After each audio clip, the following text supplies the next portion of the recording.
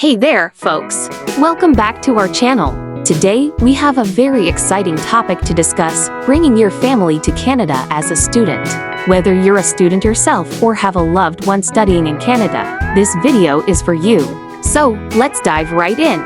First, it's important to understand that as a student, you're eligible to bring your spouse and children with you to Canada. This is a fantastic opportunity for families to study and live together in a new country. Step 1 is your study permit application. When you apply for your study permit, you can also apply for visas for your spouse and kids at the same time. This is crucial because it shows the Canadian government that you're planning to bring your family with you from the start. Next, let's talk about your spouse. While you study, your spouse can apply for an open work permit, which means they can work full-time for any employer in Canada. This is a great opportunity for your spouse to gain Canadian work experience while you focus on your studies. Now, for your kids. If your children are school-aged, they will need a study permit too. The good news is that primary and secondary education is free in Canada, so your kids can attend school while you study. Once your visas are approved, it's time to prepare for life in Canada. Finding housing, schools for your kids, and understanding the healthcare system are all important steps. Don't forget to pack for the weather. Canada can get chilly.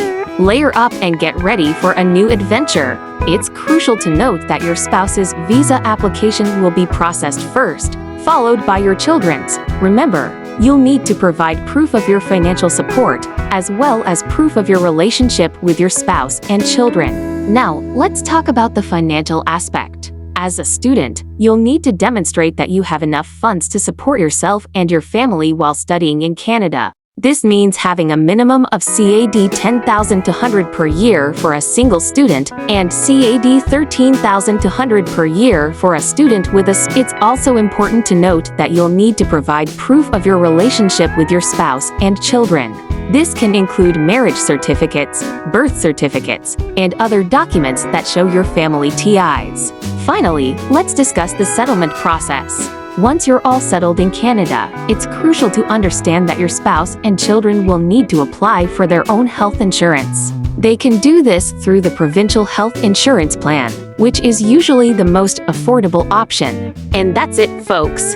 We hope this video has been helpful in understanding the process of bringing your family to Canada as a student. If you found this information useful, please give this video a thumbs up, and don't forget to subscribe to our channel for more awesome content like this. Thanks for watching, and we'll see you in the next video.